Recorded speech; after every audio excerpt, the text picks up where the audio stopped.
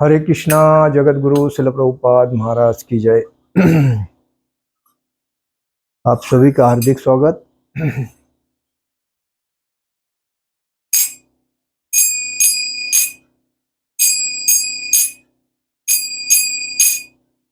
जय राधा माधव कुंज विहारी।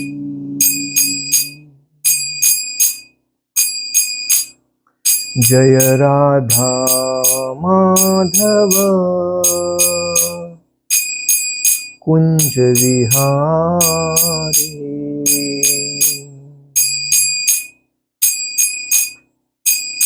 गोपीजन वल्लभ गिरिवरधारी। गोपीजन वल्लभ गिरिवरधारी।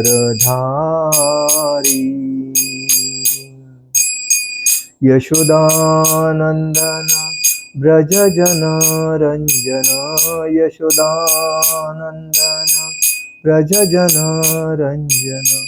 यमुना तीरा वनचारी। यमुना तीरा वनचारी। जय राधा माधव कुंज विहारी। जय राधा माधव कुंज विहारी।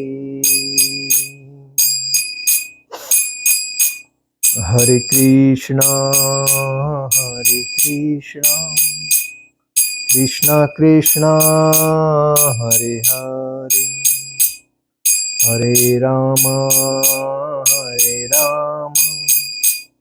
राम राम हरे हरे। हरे कृष्णा कृष्णा कृष्णा हरे हरे, हरे राम राम राम हरे हरे। हरे कृष्णा कृष्णा कृष्णा हरे हरे, हरे राम राम राम हरे हरे। हरे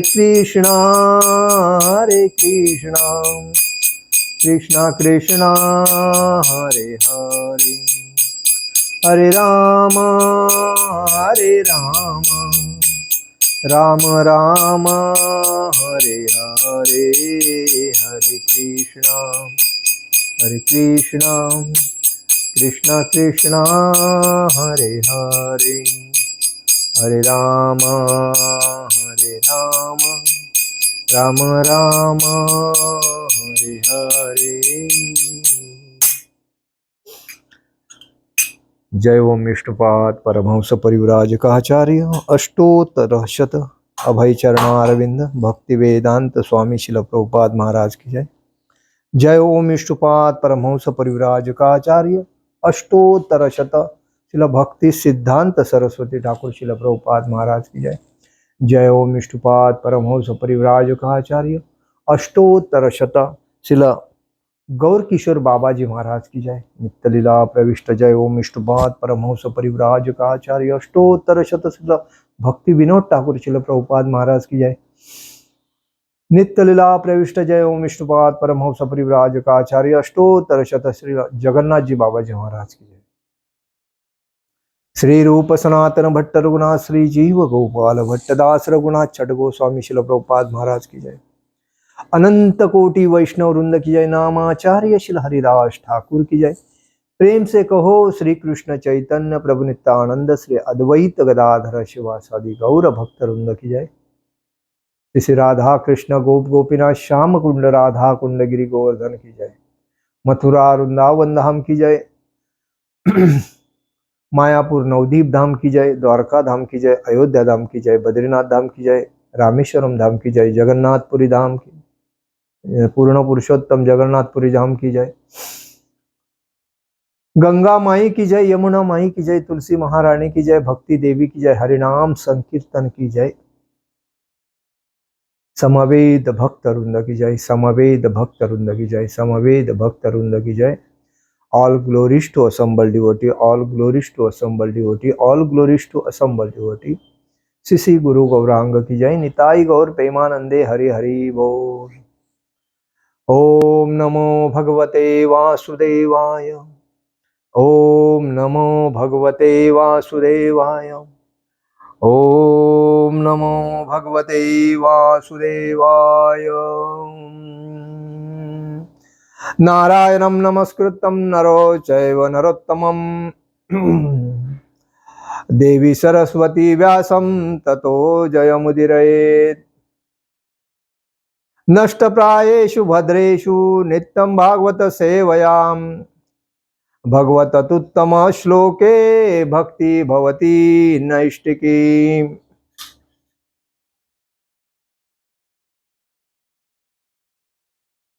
आज हम लोग भगवद गीता के 4थे अध्याय में शुरुआत करने जा रहे हैं।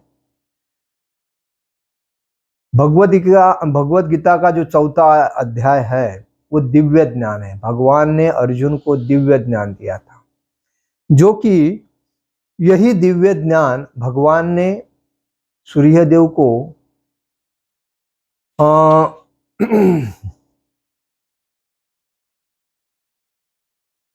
प्रथम दिया था, जो 12 कोटि 4 लाख साल पहले, कितना 12 कोटि 4 लाख साल पहले ये दिया था। लेकिन उसके बाद जो चीज डेली यूज में होती है उसकी लोगों को याद रहती है, अठवन होती है। लेकिन जो लोग डेली यूज में नहीं रहते हैं तो वो आहिस्ता आहिस्ता लुप्त हो जाते हैं। इसीलिए कहते हैं जो दिखता है वो बिकता है, और जो दिखने का बंद हो जाता है वो लुप्त हो जाता है। तो वैसे ही भगवान श्री कृष्ण ने प्रथम ये भगवद गीता सूर्यदेव को कही थी। ये जो ज्ञान है, ये ज्ञान सूर्यदेव को दिया था। सूर्यदेव ने इक्ष्वाकु को दिया था और इक्ष्वाकु ने मनु को दिया था। तो इसलिए मनु संहिता जो है उस बेसिस पे, उसके नियमों के अनुसार हमारा सनातन वर्णाश्रम धर्म चलता है। लेकिन हमारे देश के ऊपर विदेशी लोगों ने राज्य करने के वजह से, मुगलों ने राज्य करने की वजह से हमारी जो मुख्य संस्कृति है, जो भगवान का जो दिव्य ज्ञान है, जो तभी के राजा महाराजा लोग अपने जीवन में उसका अस्तित्व उतारते थे, उस नियमों को, और उस नियम से चलते थे। ये संविधान विविधान उसके सामने कुछ भी नहीं है। लेकिन ये लोगों ने कभी देखा ही नहीं भगवद गीता में भगवान ने क्या ज्ञान दिया है, उसको पढ़ा नहीं, उन्होंने अपने मर्जी से संविधान देखा। तो मनु संहिता जो है वो हमारे जीवन की मुख्य संविधान है, और उस संविधान से जो व्यक्ति चलता है वहाँ कभी अन्याय नहीं होता है, अत्याचार नहीं होता है, चोरी लपेट कुछ नहीं होता। क्योंकि स्कूल से लेके राजकारणी तक देश के भवितव्य के लिए सभी का जीवन सुजलाम सुफलाम सहस्र श्यामलम मलयत शीतलम मातरम वंदे मातरम, ऐसा हो जाता था। लेकिन वो करोड़ों साल पहले उसकी भगवद गीता का ज्ञान उधर लुप्त हो गया। उसके बाद मनु संहिता, ये विदेशी लोगों के राज के, मुगलों के राज के वजह से हमारे जो मुख्य भगवान कौन है, शूरवीर राजकीय प्रतिष्ठित व्यक्ति कौन है, ये जो सब हमारे से अलग करने के बाद हमें गलत नॉलेज देके आज 6 पीढ़ी जो है हमारे गलत नॉलेज से चल रही है। 2014 के बाद हमारी जो नई पीढ़ी आई उसके लिए नया शिक्षण जो संस्कृति मिला है उसमें भगवत गीता का ज्ञान दिया है। और अभी सरकार भगवत गीता 6वीं से लेके शुरुआत कर रही है और ये हम अभिनंदन करते हैं उस सरकार का कि तुरंत उन्होंने हर क्षेत्र में, हर स्कूल में जाति ये लोगों ने बनाए हैं। भगवान ने खाली एक ही जाति बनाई, सनातन वर्णाश्रम। इसीलिए कहते हैं सर्वधर्मान परित्यज्य मामेकं शरणं परित्राणाय साधुना विनाशाय दुष्कृता संभवामि युगे। परित्राणाय साधुना विनाशाय दुष्कृता धर्म संस्थापनार्थाय संभवामि युगे युगे।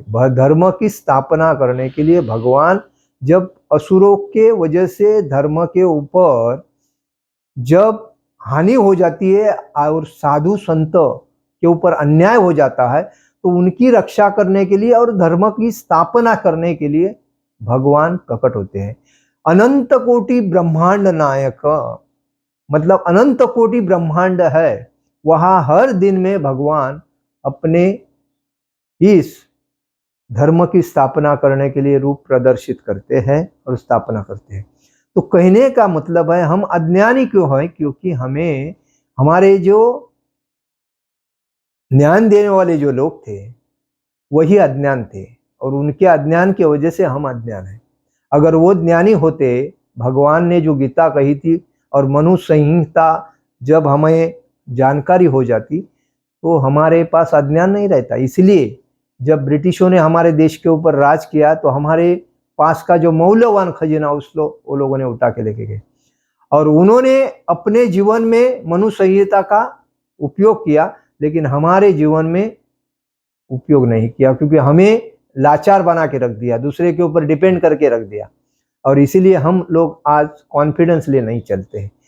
जब व्यक्ति को अगर कॉन्फिडेंस में चलना है, कॉन्फिडेंस में जीवन जीना है एकनिष्ठता पारदर्शिता से, तो हमें मनु संहिता के विचार आत्मसात करके चलना चाहिए। भगवान ने भगवत गीता में क्या बताया है अर्जुन को, वो हमें आत्मसात करना चाहिए। अर्जुन को ही क्यों बताया? क्योंकि अर्जुन भगवान का खास मित्र था, शुद्ध भक्त था और सखा संबंध एकदम क्लोज था और इसीलिए पूरी दुनिया को अर्जुन के माध्यम से ज्ञान जाना चाहिए और इसीलिए भगवान ने उनको ये भगवद गीता का दिव्य ज्ञान दिया।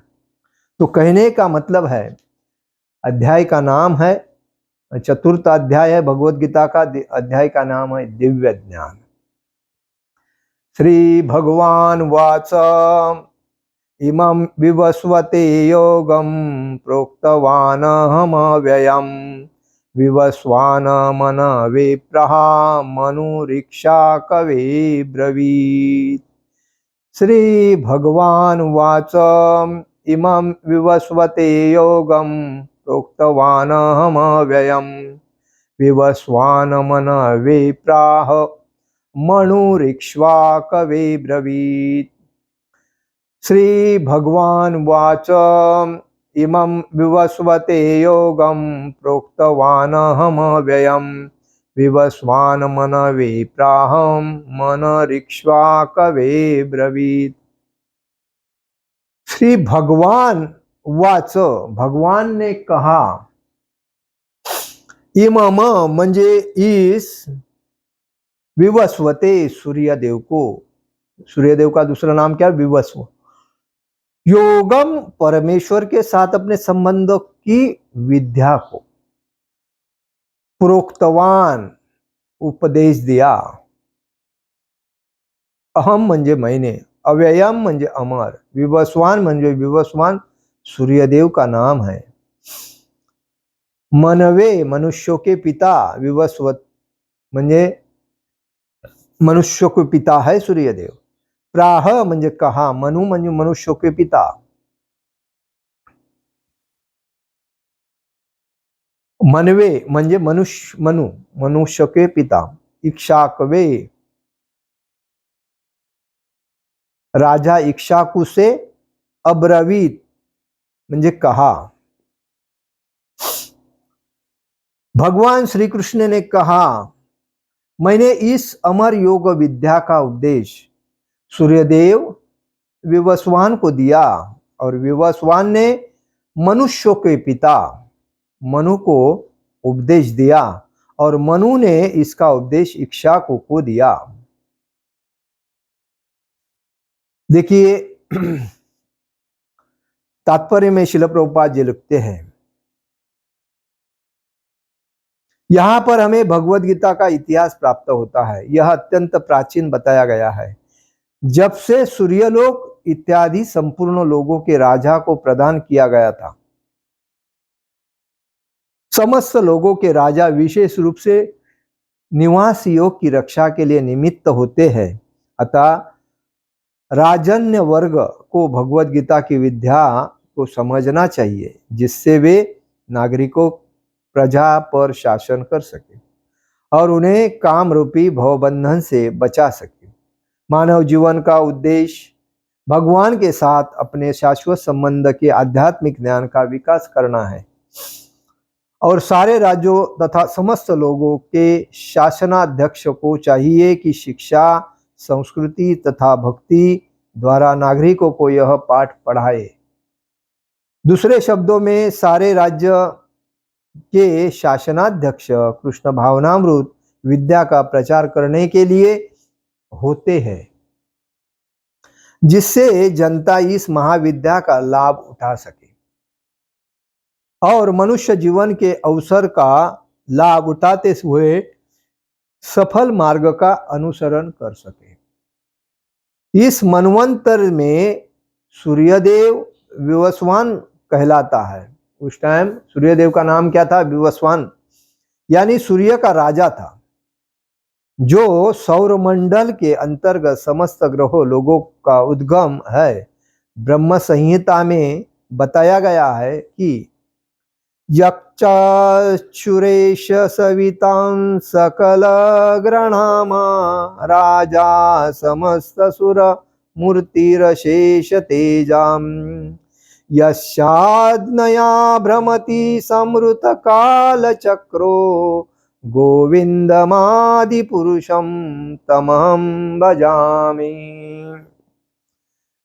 तो ब्रह्म संहिता में बताया है कि ब्रह्मा जी ने कहा, मैं उन श्री भगवान गोविंद की पूजा करता हूँ जो आदि पुरुष है और जिनके उद्देश्य से समस्त लोगों का राजा सूर्य प्रभुत शक्ति तथा उष्मा धारण करता है। यह सूर्य भगवान के नेत्र तुल्य है और यह उनकी आज्ञानुसार अपनी कक्षा को तय करता है। सूर्य सभी ग्रहों का राजा है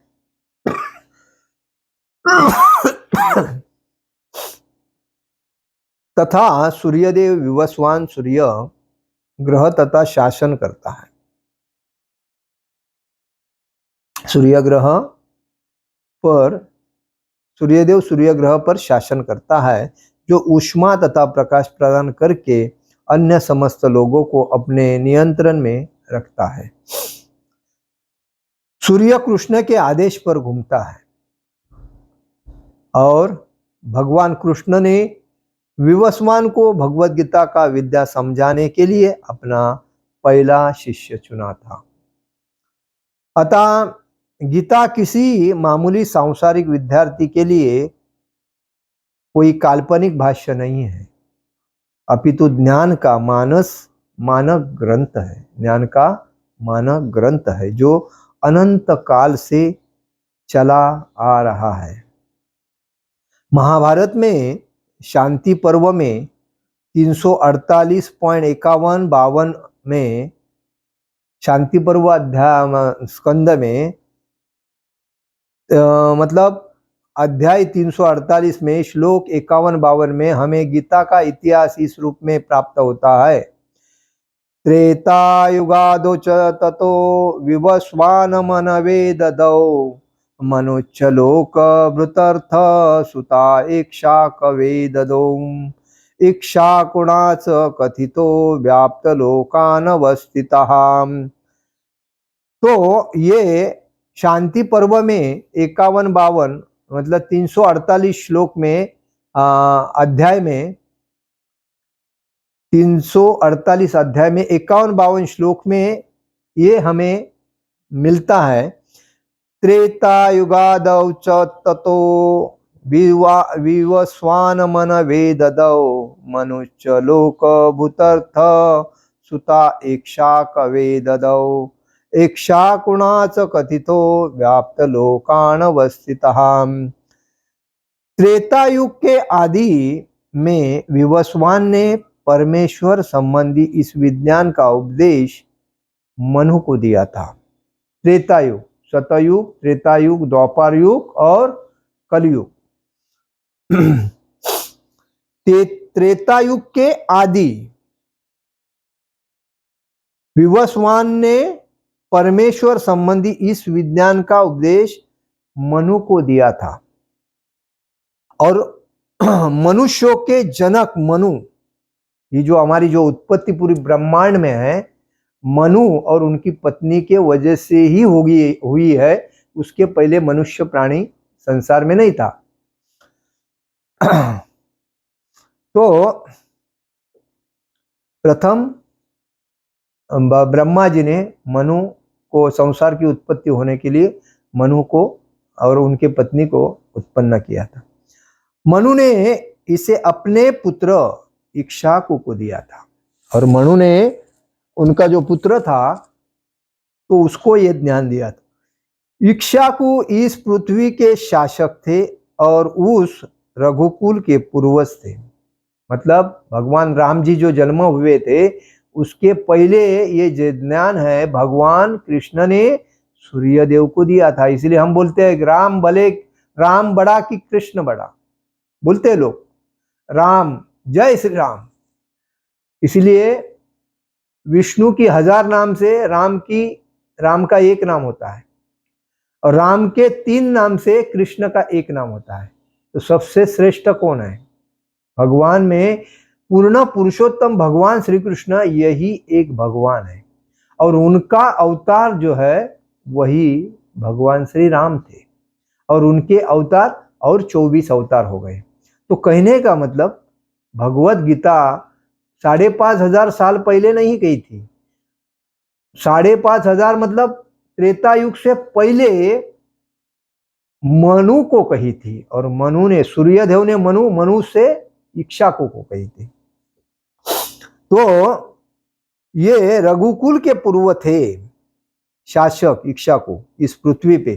तभी ये कोई देश नहीं था, एक ही भारत देश था और उसमें परंपरा जो थी सतयुग सनातन वर्णाश्रम परंपरा थी और उसमें मनु संहिता के नियमों पे वो चलती थी, जिसमें भगवान श्री राम ने अवतार लिया। रघुकुल के पूर्व थे, बराबर। तो भगवान राम जी का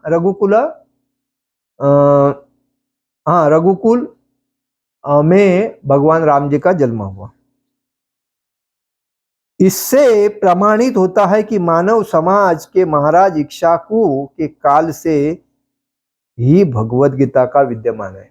इससे प्रमाणित होता है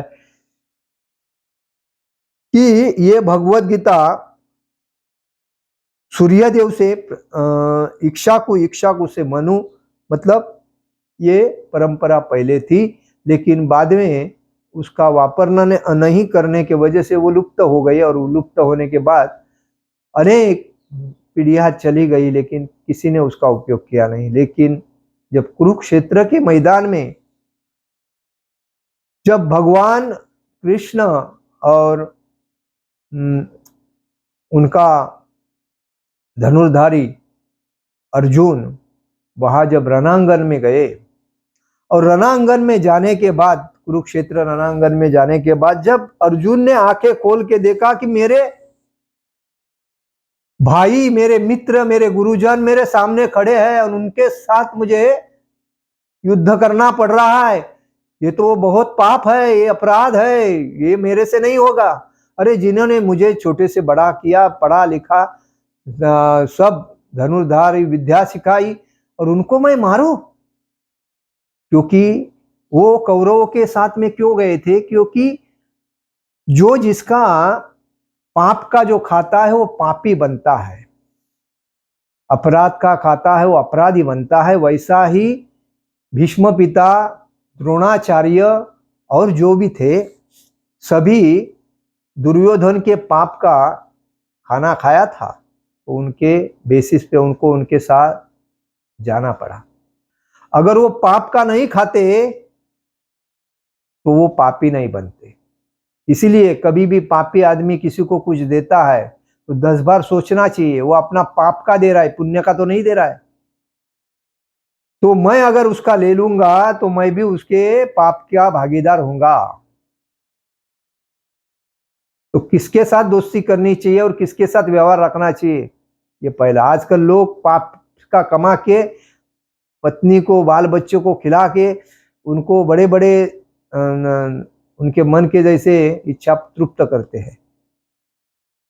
तो भीष्म को, द्रोणाचार्य को गुरु होने के बाद भी उनका दुर्योधन की बाजू क्यों लेनी पड़ी? क्योंकि वो उनका अन्न खाया था, और इसीलिए 5 पांडवों ने उनका अन्न नहीं खाया था।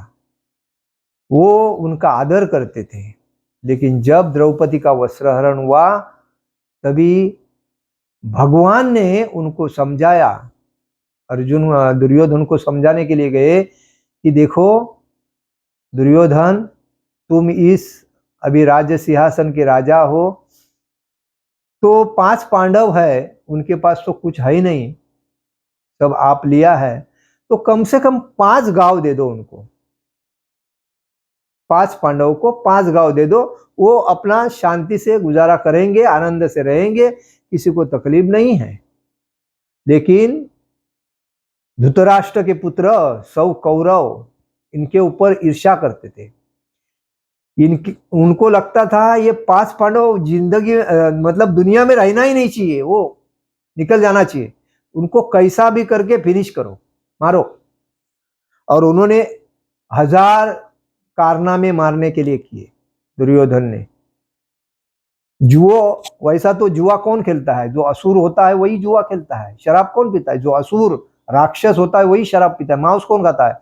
जो राक्षस होता है वही मांस खाता है। तो वो राक्षसी वृत्ति के वो थे, और उनके जीवन में जुआ, ब्राह्मण जुआ के पास जाएगा नहीं, वैष्णव जुआ के पास जाएगा नहीं, परस्त्री के पास जाएगा नहीं, मांस मदिरा इसके पास जाएगा नहीं, ब्राह्मण वैष्णव।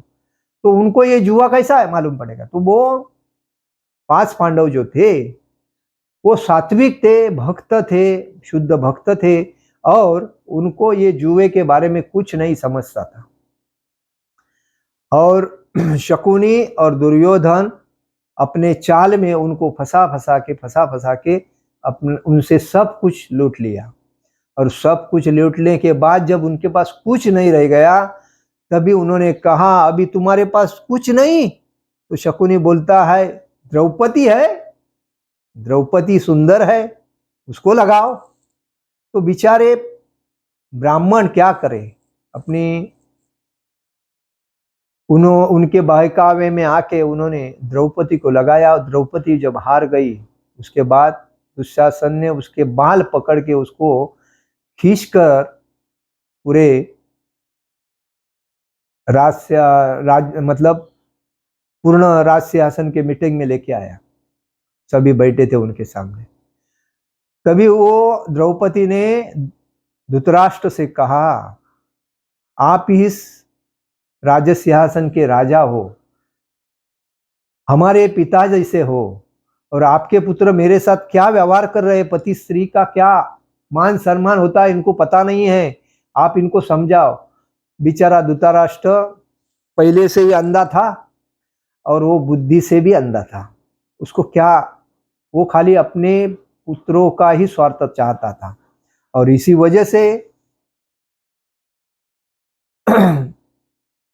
दुर्योधन के दहशत के वजह से भीष्म पिता, द्रोणाचार्य,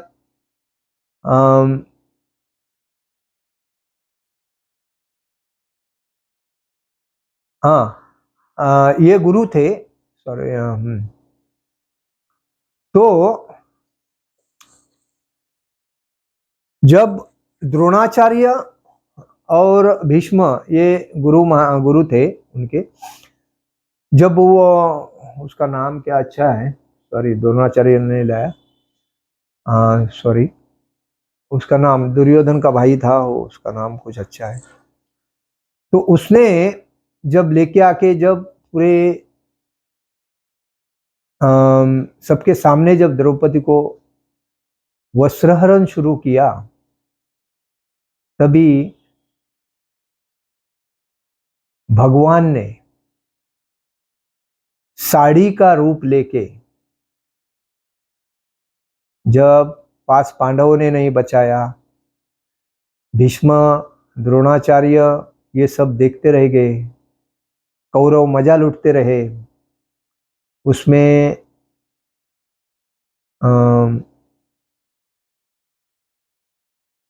नाम मेरे मुंह में आ नहीं रहा है, ये सब मजा देख रहे थे। तो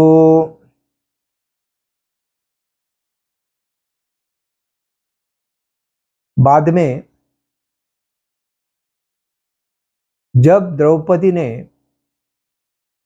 हाथ साड़ी पकड़ के दुशासन साड़ी खींच रहा था, तभी द्रौपदी ने हाथ पकड़ा था, लेकिन उसका हाथ झटका के वो साड़ी उसकी खींचने लगा। साड़ी खींचने के बाद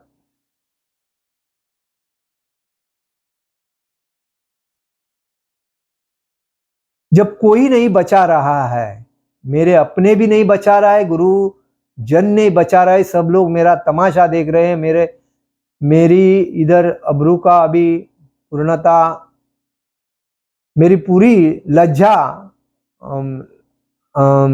स्त्री को लज्जा ज्यादा मायने रखती है, क्योंकि वो हमेशा शर्मिंदी होती है और वो लज्जा के लिए अपनी बहुत शर्मिंदे होते हैं। आजकल की महिला जो है वो गलत विचारों के वजह से, गलत संगति के वजह से, उनको ये नहीं पता कि अपना शरीर का कौन सा भाग किसी के सामने नहीं दिखना चाहिए। कोई भी किधर भी टैटू बना देता है, और टैटू बनाने वाला भी मूर्ख व्यक्ति रहता है, उसने ऐसे टैटू को बोलना चाहिए मैं उधर नहीं बनाऊंगा, क्योंकि मैं उधर वैसा काम नहीं करता। लेकिन महामूर्ख लोग पैसा कमाने के लिए कुछ भी लाइन, कुछ भी हद पार करके लोगों को प्रवृत्त करते हैं। ये समाज में गलत डिसीजन, और इसीलिए हमें स्त्रिया का आदर करना चाहिए। तो स्त्री एक मौल्यवान चीज है अपने जीवन में, तो उसका हमेशा अपनी बहन है, अपनी बेटी है, अपनी पत्नी है, अपनी माँ है, वही रिलेशन में हमें उसको देखना चाहिए, माता के व्यवस्था। और जब वो पत्नी होती है तो 2 मिनट के लिए होती है या 5 मिनट के लिए होती है, उसके बाद तो बहन बेटी के जैसी, माता के जैसी होती है। इसलिए स्त्री का हमेशा आदर करना चाहिए, और स्त्री ने अपने शरीर का कोई भी अंग पुरुष को दिखना नहीं चाहिए, उसका ख्याल करना चाहिए, क्योंकि शरीर जब स्त्री का दिखता है तो मनुष्य के इंद्रिया एक्टिव हो जाती है, उसको कंट्रोल नहीं होता है, इसलिए रेप बलात्कार होते हैं। तो कभी भी स्त्री ने भी अपनी लक्ष्मण रेखा पार नहीं करनी चाहिए, उसको लक्ष्मण रेखा के अंदर रखना चाहिए। जब पार हो जाती है तो वस्त्र, मतलब रावण जैसे जो अत्याचारी लोग रहते हैं, वो उसका वस्त्रहरण उठा के लेके जाके उसको मतलब अपहरण करते हैं। तो कहने का मतलब है हमें याद रखना चाहिए। तो इसीलिए कहा जाता है कि हमें स्त्री का अपमान नहीं करना चाहिए, कभी उलट नहीं बोलना चाहिए। कभी उसने अगर अपने ऊपर अपमान भी किया है, हमें गलत बोला, तो भी सहना चाहिए। आज घर में वाद विवाद, झगड़े पत्नी में पति में क्यों होते हैं? क्योंकि पति से आगे पत्नी जाने को देखती है, और दूसरे ने किया तो मुझे भी पति ने लाके देना चाहिए, ऐसे मूर्ख विचार मन में रखती है, और इसीलिए झगड़े होते हैं। अपने पति की मतलब कैपेसिटी है नहीं है, उसके ऊपर ध्यान देना चाहिए, और हमेशा पति की सेवा में रहना चाहिए। पति भी अपनी पत्नी की हमेशा सेवा करना चाहिए। कभी उसका भी सर दर्द होता है, उसके भी पैर दर्द होते हैं, कभी हाथ दर्द होते हैं। उसका नौकरी करने वाले को ये पता होता है कि मैं 8 घंटा नौकरी कर रहा हूँ, जाने का 2 घंटा, आने का 2 घंटा, 8 4 12 घंटा हो जाती है। तो मेरी पत्नी घर में खाली काम करती है, उसके बाद तो आराम ही करती है, तो उसको क्या करने को ऐसा होता है। तो मैं इतना ला के देता हूँ तो उसने मेरे साथ ऐसा करना चाहिए। तो ये ऐसा एटीट्यूड नहीं रखना चाहिए। एटीट्यूड 100 में होना चाहिए, उसके ऊपर दया होना चाहिए। वो उसके ऊपर जब दया कर होती है, पति जब पत्नी के ऊपर दया करता है, तभी पत्नी के अंदर से जो माया का भाव जो उत्पन्न होता है, वो पति को यशस्वी बनाने का कार्य करता है। तो इसीलिए पत्नी ही अपने जीवन में एक देवी होती है। इसीलिए उसको पहले जमाने में देवी कहते थे, पत्नी नहीं कहते थे। ए देवी ये करो, ए देवी वो करो, ए देवी वो करो। लेकिन आज पत्नी का ही मान मर्यादा लोगों ने छोड़ दिया, और पत्नी ने भी पति का भी मान मर्यादा छोड़ दिया, क्योंकि कली के प्रभाव से रिश्ते को मानते हैं। कभी भी पति पत्नी का और पत्नी पति का आधा अंग होता है। इसीलिए कभी भी पत्नी ने पति को नहीं मारना चाहिए, और पत्नी ने पति को कभी गलत बोलना नहीं चाहिए। क्योंकि हम अगर बोलते हो तो क्या है, अपने को ही बोल रहे हैं, और हम मार रहे हैं तो किसको मार रहे हैं, अपने को ही मार रहे हैं, तो वो गलत है। इसीलिए पत्नी को क्या बोला जाता है, अर्धांगिनी, अर्ध अंग, अर्ध अर्धी बाजू, आधा बदन। जैसा भोले बाबा, देखो आधा पार्वती आधा भोले बाबा का ऐसा फोटो कभी कभी हम देखते हैं, तो वही अर्धांगिनी है। तो इसका आदर सत्कार ज्यादा होना चाहिए। और पति के बारे में कभी पत्नी ने अपमान सहन नहीं करना चाहिए, और पत्नी के बारे में अगर कोई गलत बोलता है तो पति ने नहीं सहना चाहिए। ये अपने सनातन वर्णाश्रम का धर्म के रूल है। और दूसरी बात, पत्नी जब कोई स्त्री कहा भी जाती है तो फुल साड़ी में जानी चाहिए, क्योंकि वह सनातन वर्णाश्रम धर्म में ये पैंट, ये पेटीकोट, ये वस्त्र अपना नहीं है। वो तो जो वैश्या व्यवसाय करती है वैसे स्त्रियों यूज करते हैं, क्योंकि उनका शरीर दूसरे को दिखता है तो अट्रैक्शन से लोग अपना धंधा ज्यादा बढ़ाने के लिए करते हैं। लेकिन जो पतिव्रता स्त्री है उसने हमेशा साड़ी चोली में ही रहना चाहिए, और ये तिलक, मंगलसूत्र, कुमकुम अपना से मांग भर के रहना चाहिए। जो सामने वाला देखते ही बोलेगा शादी हुआ है। तो ये हमारे मुख्य वर्णाश्रम धर्म के नियम है। तो कहने का बात है कि हमें भगवान राम रघुकुल कुल परम उस कुल के है, उसी कुल के पहले से ये भगवत गीता कही गई थी, इक्ष्वाकु के काल से। इस समय कलयुग के केवल 5,000 साल पूर्ण हुए हैं। कलयुग कब से चालू हुआ है, और उसका अवधि कितना है, 4,32,000 है। और अभी कितना चाह हुआ है, 5,500 साल गए हैं, और इतना प्रभाव उसका चालू है। उसके बाद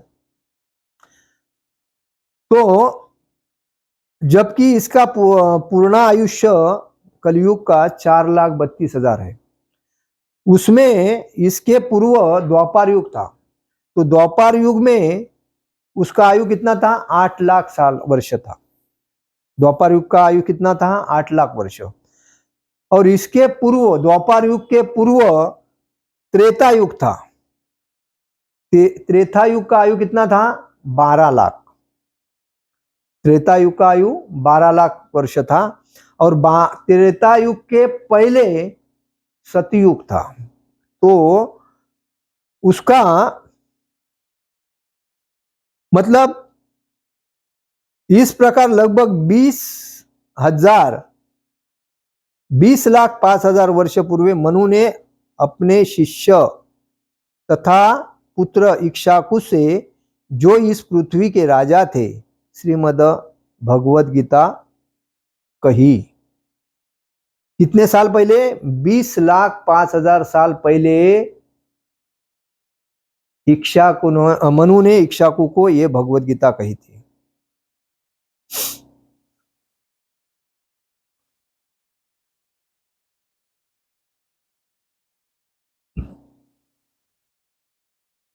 जो इस पृथ्वी के राजा थे, कौन, इक्ष्वाकु। मनु की आयु लगभग 30,52,00,000 वर्ष अनुमानित की जाती है। मनु की आयु कितना? 30,52,00,000 वर्ष अनुमानित की जाती है मनु की आयु, जिसमें 12,04,00,000 वर्ष बीत चुके हैं। मनु की आयु कितना है? 30,53,00,000 मनु की आयु, और उसमें से अभी कितना निकल गए? 12,04,00,000 वर्ष पहले ही गई, और मानव समाज में यह 20 लाख वर्ष से विद्यमान रही। मानव समाज में कितने? 20 लाख वर्षों से विद्यमान रही। इसे भगवान ने लगभग 5,000 वर्ष पूर्व अर्जुन से पुनः कहा। तो 5,000 वर्ष पूर्व 5,500 पर 5,500 साल हो गए, 5,000। हाँ, तो ये भगवत गीता कही। गीता के अनुसार ही तथा इसके वक्ता भगवान कृष्ण के कथन के अनुसार यह गीता के इतिहास का मोटा अनुमान है। सूर्यदेव विवस्वान को इसलिए गीता सुनाई गई क्योंकि वह क्षत्रिय था और उन समस्त क्षत्रियों का जनक है जो सूर्यवंशी है, क्योंकि भगवत गीता वेदों के ही समान है और क्योंकि इसे श्री भगवान ने कहा था। अतः यह ज्ञान अपौरुषेय है, क्योंकि वैदिक आदेशों को यथारूप के बिना किसी मानवीय विवेचना के स्वीकार किया जाता है। फलतः गीता को भी किसी सांसारिक विवेचना के बिना स्वीकार किया जाना चाहिए। सांसारिक तार्किक जन अपनी अपनी विधि से गीता के विषय में चिंतन कर सकते हैं, किंतु यह यथारूप भगवत गीता नहीं है। यथा भगवत गीता को गुरु परंपरा से यथारूप में ग्रहण करना चाहिए। यहाँ पर यह वर्णन हुआ है कि भगवान ने इसे सूर्यदेव से कहा, सूर्यदेव ने अपने पुत्र मनु से कहा और मनु ने अपने पुत्र इक्ष्वाकु से कहा। ओम अज्ञानतिमिरान्धस्य ज्ञानाञ्जनशलाकया चक्षुरुन्मीलितेन तस्मै श्री गुरुवे नमः। श्री चैतन्य मनोभीष्टं स्थापितं येन भूतले स्वयं रूपकदा मह्यं ददाति स्वपदान्तिकं वन्देऽहं श्रीगुरुं श्रीयुतपदकमलं श्रीगुरुवैष्णवांच श्रीरूपं साग्रजातं सहगण रघुनाथामतं तं सजीव सद्वैतं सावधूतं परिजनसहितं कृष्ण चैतन्य देव श्री राधा कृष्ण पादान सहगण ललिता श्री विशाखान्वितांच हे कृष्ण करुणा सिंधु दीनबंधु जगतपते गोपेश गोपिकाकांत राधाकांत नमस्ते तप्त कांचन गौरांगी राधे वृंदावनेश्वरी विशुभानुसुते देवी प्रणमामि हरिप्रिय वाञ्छाकल्पतरुभ्यश्च कृपा सिंधु ये भवतः पतितानां पावनेभ्यो वैष्णवेभ्यो नमो नमः। नमो ब्राह्मण देवाय गो ब्राह्मण हिताय जगदिताय कृष्णाय गोविंदाय नमः। गुरुवे गौरचंद्राय राधिकाय ददालये कृष्णाय कृष्ण भक्ताय दद भक्ताय नमो नमः। जय श्री कृष्ण चैतन्य प्रभु नित्यानंद श्री अद्वैत गदाधर शिवासादि गौर भक्तवृंद।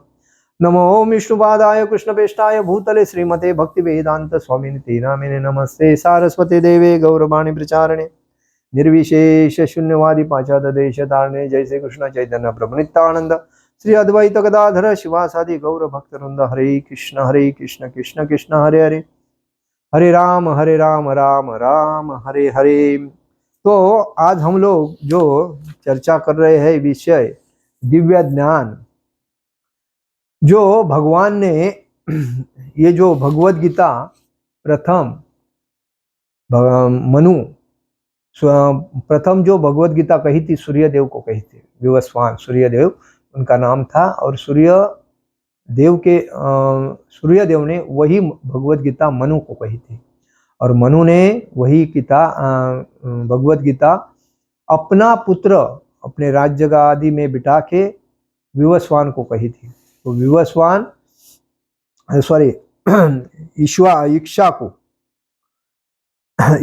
इक्ष्वाकु उनका मनु का पुत्र इक्ष्वाकु को कही थी और इक्ष्वाकु ने ये भगवत गीता पूर्ण अपने राज्य में कही थी। लेकिन हुआ क्या कि कालांतर में वो इक्ष्वाकु ये कौन थे? रघुकुल, मतलब वो इस पृथ्वी के शासक थे। ये पृथ्वी में आज जितने भी देश चल रहे हैं उसमें पहले देश नहीं थे, पहले भारत देश ही एक था, और वो उसके राजा कौन थे? इक्ष्वाकु। इक्ष्वाकु वो राजा थे, तो वो चलाते थे। वही रघुकुल में भगवान राम जी का जन्म हुआ था। तो राम जी के जन्म से पहले भगवत गीता भगवान कृष्ण ने सूर्यदेव को कही थी। इसीलिए कहा जाता है कि सूर्य श्रेष्ठ ही राम श्रेष्ठ। भगवान तो एक है, सूर्य भगवान, राम भी भगवान है, कृष्ण भी भगवान है, लेकिन प्रथम कौन है? प्रथम कृष्ण है। इसीलिए पूर्ण पुरुषोत्तम भगवान श्री कृष्ण ऐसा कहते हैं। और इसीलिए भक्ति में सबसे श्रेष्ठ स्थान कृष्ण का है, राधा कृष्ण का। और उसके बाद में राम जी अपना ये लेके आए, और राम जी के बाद में त्रेता युग में राम जी आए, द्वापर युग में भगवान कृष्ण आए, तो और कलकी में कलकी आएंगे तो अवतार लेके। तो कहने का मतलब है हमें ये समझना चाहिए कि भगवत गीता आजकल की नहीं है, लेकिन मनु संहिता जो है इसी के वजह से चली थी। और इसीलिए हमें हमारे स्कूल में, कॉलेज में, इसका अगर स्कूल में अगर प्रथम ही उसका शिक्षण पूरा देंगे तो हमारे संविधान का उसमें उसके सामने कुछ भी उपयोग नहीं होता, क्योंकि भगवान के मुंह से निकली है। और ये प्रत्येक व्यक्ति को समझना चाहिए, उसको आत्मसात करने के लिए आना चाहिए, और इसीलिए ये बताया गया है। तो कहने का मतलब है वो भगवत गीता की मान सम्मान राज्य करता होने करना चाहिए, क्योंकि यह गीता क्षत्रिय सूर्यदेव विवस्वान को इसीलिए गीता सुनाई थी क्योंकि वह क्षत्रिय था और समस्त क्षत्रियों का जनक है। जो सूर्यवंशी है वो भगवत गीता वेदों के ही समान है। देखिए, ये क्षत्रियो लोगों मतलब जो क्षत्रिय है उनको ही सूर्यदेव ने भगवत गीता सुनाई थी। और इससे हमें जानकारी होनी चाहिए कि हमें स्कूल में इसका अध्ययन होना चाहिए। और राज्य गादी में जो राज्य करना चाहता है, या कोई आमदार बनता है, खासदार बनता है, नगर सेवक से लेके तलाटी ऑफिस में जो व्यक्ति सरपंच रहता है, तलाटी रहता है, वो भी समाज का कार्य करता है, तो उसको भी भगवत गीता का ज्ञान होना जरूरी है। ये सरकार ने अपने ध्यान में लेना चाहिए। उसके बाद जो नगर सेवक होता है उसको भी भगवत गीता का ज्ञान होना जरूरी है। आमदार को, खासदार को और मंत्री को भी इसका ज्ञान होना चाहिए। सरकार में जो अधिकारी होता है उसको भी भगवत गीता का ज्ञान होना चाहिए। अगर भगवत गीता के माध्यम से चलते रहेंगे तो मतलब समाज में अन्याय अत्याचार नहीं होगा, और चोरी मतलब जो होती है वो नहीं होगी। सबको समान अधिकार मिलेगा, और दूसरी बात, लोग एक दूसरे का आदर करेंगे और कली का नाश हो जाएगा। तो इसलिए हमें ये इसको भगवत गीता को प्रथम स्थान देना चाहिए सब जगह पे। तो वैदिक आदेशों का यथारूप के बिना ये ज्ञान औपरुष्य है। ये ज्ञान औपरुष्य का मतलब क्या है? ये कोई उसका ये नहीं कर सकता है, मतलब ये उसके जैसा कोई ज्ञान ही नहीं है, ये बात है। तो इसीलिए कहा जाता है गीता को किसी भी सांसारिक विवेचना के बिना स्वीकार करना जाना चाहिए। मतलब संसार के लिए काम करने के लिए कर रहे, ऐसा नहीं, उसका उपयोग जीवन में उतरना चाहिए।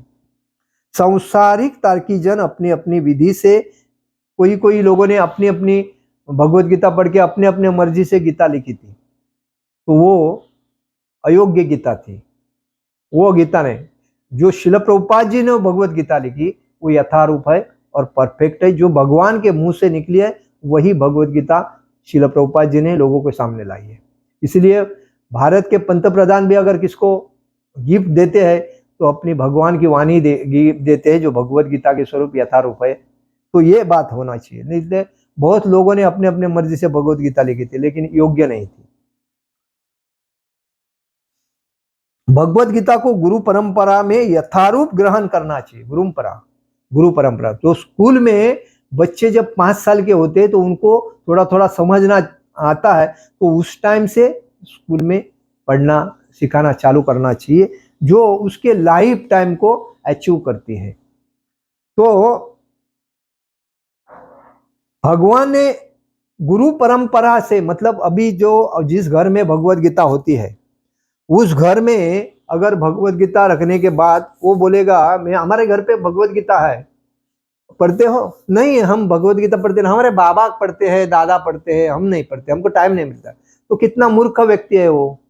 भगवत गीता आपके घर में है, उसमें ज्ञान भगवान के मुंह से दिया हुआ ज्ञान है, और वो पढ़ नहीं रहा है, खाली अगरबत्ती बता रहा है, आरती कर रहा है और चल रहा है, उसको हाथ कैसा लगाएंगे? हम भ्रष्ट होते हैं। तो यही नहीं, नहाने के बाद प्रथम भगवत गीता पढ़नी चाहिए, और पढ़ने के बाद भले 2 श्लोक पढ़ो, 4 श्लोक पढ़ो, 1 अध्याय पढ़ो, आपके ऊपर डिपेंड करता है, लेकिन हाथ में लेके उसको पढ़ना जरूर, क्योंकि भगवान की वाणी है। जैसी जैसी भगवत गीता पढ़ोगे वैसा वैसा तुम्हारा मन, तुम्हारी बुद्धि स्वच्छ हो जाएगी, और तुम्हारा आत्मा स्वच्छ होके भगवान में आपको भक्ति में प्रगति होगी। और इसीलिए भगवत गीता हमेशा पढ़नी चाहिए। हरे कृष्ण कृष्ण कृष्ण हरे हरे, हरे राम राम राम हरे हरे। जगत गुरु शिल प्रभुपाद महाराज की जय। परम पूज्य लोकनाथ स्वामी महाराज की जय। निताई गौर प्रेमानंदे। हरि हरि बोल।